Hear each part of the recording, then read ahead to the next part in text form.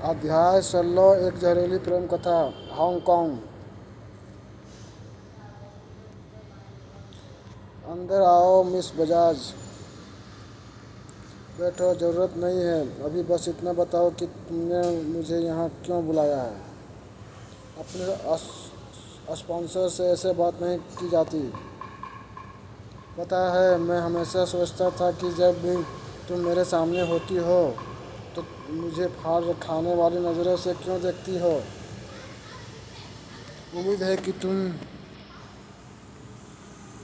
सच में ऐसी गुस्से वाली रहोगी, मुझे अपने जाल में फंसाने के लिए गुस्से का दिखावा नहीं कर रही हो।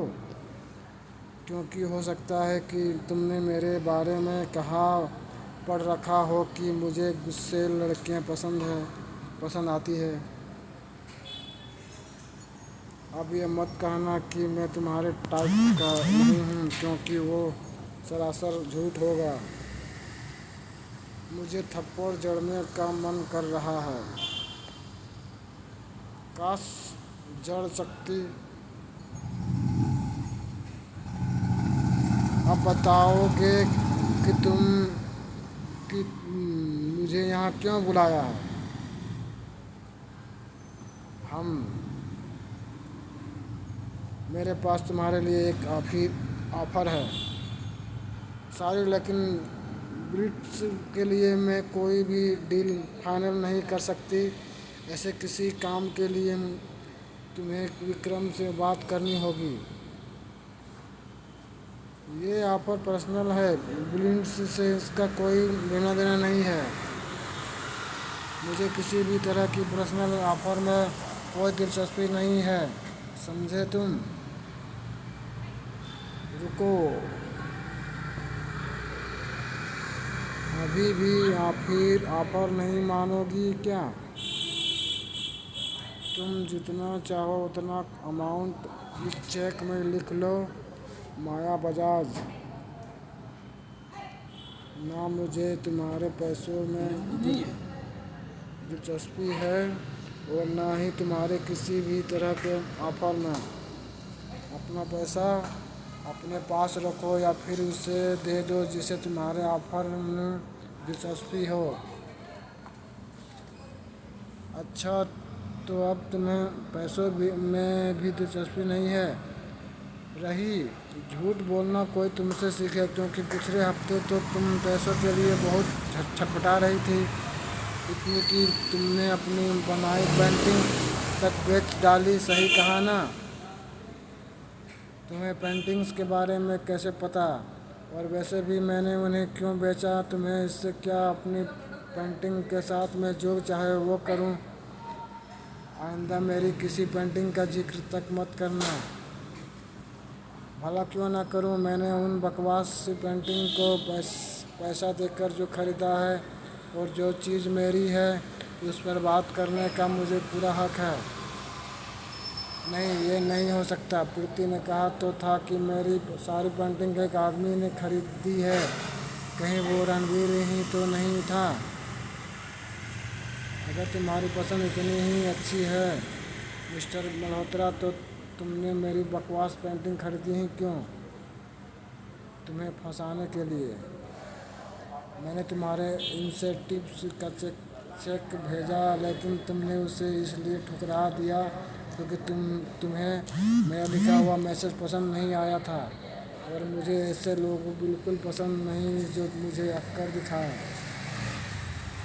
तो मैंने तय किया कि वो पैसे तुम तक किसी और तरीके से पहुँचे। प्रीति जिसने तुम्हारा पेंटिंग बेची वो मल्होत्रा ग्रुप के लिए ही काम करती है। तो मुझे फर्क नहीं पड़ता कि तुमने उन पैसों का क्या किया। मुझे सिर्फ इतना पता है कि तुम्हारा काम मेरी वजह से पूरा हुआ है। तुम्हें इसके लिए मेरा एहसास मानना चाहिए। खैर, बातें बहुत हो गई। मेरा ऑफर मान लो। वादा करता हूँ पछताओगी नहीं।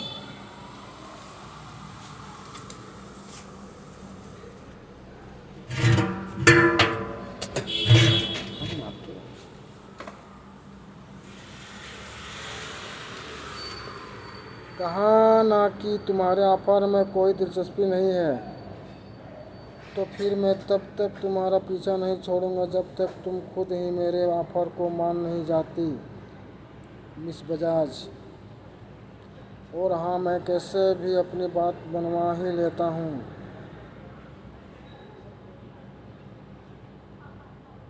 उसी रात डिनर पर हांगकांग की इस हसीन शाम के नाम मैं उस रात सब कुछ भूल जाना चाहती थी। मैं बस पीती गई और पीती गई और पीती गई। माया, आज तो अलग ही मूड में हो। अपने बॉयफ्रेंड की याद आ रही है क्या?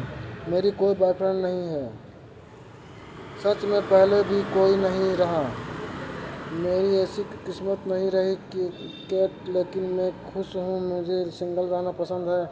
कम से कम किसी और का टाइम पास करने में मेरा खुद का टाइम तो बर्बाद नहीं करना पड़ता।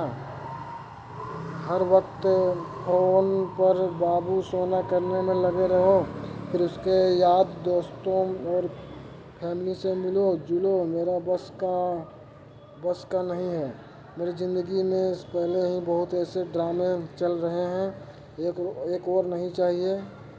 मैं बस यही कहूँगी कि तुम्हें जल्द से जल्द कोई ऐसा मिले जो तुम्हारे इस नज़रिए को बदल डाले। ओ गॉड, रणवीर यहाँ। Hello ladies.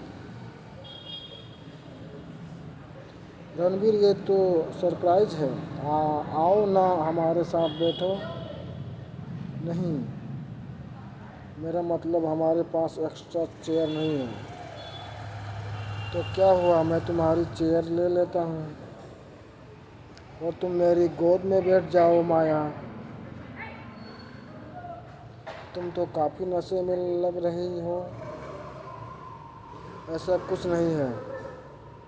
मैं चलती हूँ, ज़रूरी फ़ोन करने हैं। कल सुबह मिलते हैं। लेकिन माया, तुमने तो अभी तक खाना भी नहीं खाया और जब रणवीर भी हमारे साथ बैठा है तो तुम जा क्यों रही हो? सॉरी पैम, लेकिन मुझे ज़रूरी काम है। मुझे अपने रूम में जाने की इतनी जल्दी भी थी कि मैंने इस बात पर गौर ही नहीं किया कि कुछ लोग मुझे भेड़िए की तरह घूर रहे थे। और लिफ्ट में आकर तो मैंने बहुत बड़ी गलती कर दी थी। अगर वो लोग मेरे पीछे आए तो अब मेरे पास भागने की कोई जगह भी नहीं थी। अरे नहीं, अब मैं क्या करूं? कहानी जारी है। एक जहरीली प्रेम कथा।